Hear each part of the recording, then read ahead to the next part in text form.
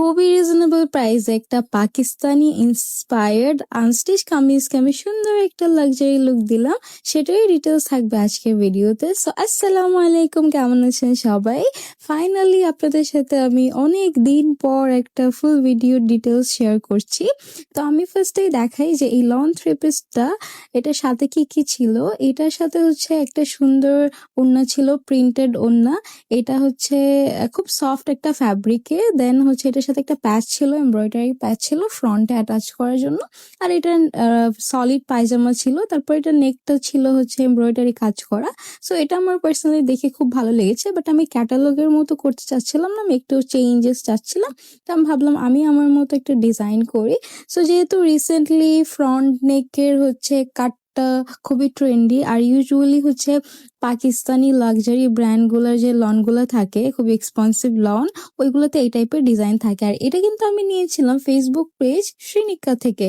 And yes, I have a good news for you all. যারা যারা আমাকে follow করেন, আপুকে জাস্ট বলবেন আপনারা কিন্তু 100 টাকা ডিসকাউন্ট পেয়ে যাবেন। সো ইয়েস, আপনারা যারা যারা এটা অর্ডার করবেন, আপুকে কিন্তু বলতে হবে যে আপনারা আমার ভিডিও দেখে এসেছেন, তাহলে আপনারা কিন্তু এক্সট্রা 100 টাকা ডিসকাউন্ট পেয়ে যাবেন।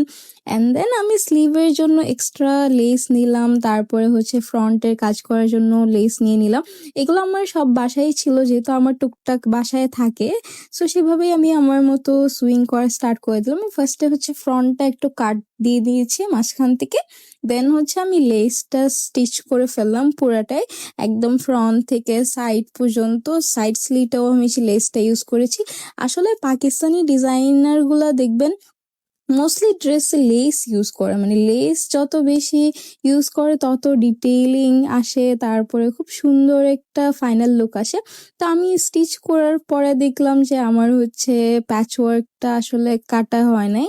তারপরে আমি হচ্ছে তাতাল দিয়ে এটা সুন্দর করে বার্ন করে নিলাম অ্যাটাচ করার জন্য। না হলে হয় না কি, ফ্যাব্রিক যখন থাকে তখন ফিনিশিংটা ভালো লাগে না। এই যে দেখেন কি সুন্দর লাগছে এখন।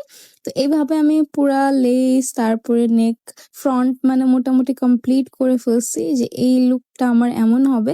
পর আমার কাছে মনে হচ্ছিল যে এটা একটু একটু মিসিং, এটাতে কি কি দেওয়া যায় কি দেওয়া যায়। পর আমি ভাবলাম আচ্ছা এবার আমি খাজানা বাক্স বের করি, মানে আমার বিটস এর বক্স। এটাতে তো ডেফিনেটলি আমি কিছু না কিছু পাবো যেটা দিয়ে আমি এটাকে আরো ইনহ্যান্স করতে পারবো। সো আমি আস্তে আস্তে কয়েকটা কালারের বিটস বের করলাম, যেগুলো হচ্ছে আসলে আমার এই আউটফিটের সাথে ম্যাচ হয়। আমার কাছে ব্ল্যাক অনেক শেপের ছিল। আমি ফার্স্টেই হচ্ছে এই ক্রিস্টালটা, শাইনি ক্রিস্টালটা চুজ করলাম যে দেখি এটা হয়তো ভালো লাগবে। তারপর আরো কয়েকটা সাইজের নিলাম যে এগুলোর কম্বিনেশন করে আমি হচ্ছে কিছু একটা করব। তারপর এটার সাথে আমি আরো অন্য কালারের কিছু সিকোয়েন্স এগুলো সব নিয়ে নিলাম। আসলে আমার ফার্স্টে দিকে প্ল্যান ছিল না যে আমি কি বানাবো, মানে আমার মাথায় ছিল না। আমি জাস্ট কালার কম্বিনেশন মিলিয়ে মিলিয়ে বের করছিলাম যে কি কি যায় দেখি। তো এখানে যেহেতু আমার ব্ল্যাকের মধ্যে একটু পিঙ্ক, গ্রিন এরকম কালার ছিল, আমার কাছে হচ্ছে অফ হোয়াইট, পিঙ্ক এই টাইপের পার্লগুলো ছিল। ওইগুলা দিয়ে আমি এই যে ফাইনালি এক্সপেরিমেন্ট করে এটা করলাম। এটা দেখি ভালোই লাগতেছে, বাট এটা না ছোট্ট মনে হচ্ছে। পরে হচ্ছে আমি দুই পাশে আরো দুইটা অ্যাড করে দিয়েছি সিমিলার টাইপের। তো এই যে দেখেন দুইটা অ্যাড করার পরে মোটামুটি ভালোই লাগতেছে, বাট এটা আসলে হচ্ছে প্রিন্টের জন্য এত দেখা যাচ্ছে না। বাট হ্যাঁ, এটা সামনাসামনি আমি যখন মানে এটা কমপ্লিট করেছি, এই পার্লগুলো অ্যাড করেছি, একটা গ্লেজ দিচ্ছিল। তো এটাই আমি চাচ্ছিলাম। ক্যামেরাতে হয়তো একটা দেখা যাচ্ছে না, বাট ইন ফ্রন্ট আপনি যখন এরকম সুন্দর ডিটেইলিং অ্যাড করবেন, আপনার ড্রেসটাকে না আরেকটু বেশি কোয়ালিটিফুল লাগবে, আরো সুন্দর লাগবে। ওই যে বলে না সিম্পলের মধ্যে গর্জিয়াস টাইপের হয়ে গেছে। তো আমি নিচেও হচ্ছে সেম ওয়েতে এইভাবে বিডস, তারপরে সিকোয়েন্স যা যা ছিল ক্রিস্টাল, এগুলা দিয়ে আমি একটু টাসেল টাইপের ঝুলাই দিলাম। এটাও খুব ভালো লাগতেছিল নিচে দিয়ে। আমার এগুলো না খুব ভালো লাগে। আমি ড্রেসের মধ্যে ইউজুয়ালি এই টাইপের ডিজাইন অ্যাড করি যাতে এই ডিজাইনটা আরো বেশি ফুটে ওঠে। তো সেম ওয়েতে এইভাবে অ্যাড করে দিলাম আমি। ড্রেসটা কমপ্লিট করার পরে এবার আমার মনে হচ্ছিল যে দোপাট্টাটা খালি খালি লাগছে, এটার সাথে কিছু একটা অ্যাড করি। ফার্স্ট টাইমে ভেবেছিলাম যে আমি হয়তো পার্ল বিটস দিয়ে কিছু একটা দিব, পরে মনে হচ্ছে না, এটা ফ্লোরালের সাথে অন্য কিছু দিতে হবে। তারপরে আমি 2 লেয়ার ট্যাসেলসটা অ্যাড করেছি। এটার আমি একটা টিউটোরিয়াল ভিডিও মেক করেছি, এটা সুন আপনাদের সাথে শেয়ার করে দিব। যেহেতু এর আগেও আমাকে জিজ্ঞেস করছিলেন যে আপু এই ট্যাসেলগুলো কিভাবে বানান, এগুলো খুবই ইজি। আর এটা না খুব সুন্দর একটা লুক দেয়। আপনারা হয়তো আমার ড্রেসের ভিডিওতে দেখেছেন যে খুব সুন্দর লাগতেছিল। তো এই তো this is my final look. ড্রেসটা আমার রেডি হয়ে গিয়েছে, সামনাসামনি খুবই সুন্দর লাগতেছিল। এটা মনেই হচ্ছিল না যে আমি একটা পাকিস্তানি ইন্সপায়ার্ড বা হচ্ছে এত কম প্রাইসের একটা কামিজ দিয়ে, আনস্টিচ কামিজ দিয়ে এটা মেক করেছি। এটা সামনাসামনি খুব সুন্দর একটা লুক দিচ্ছিল।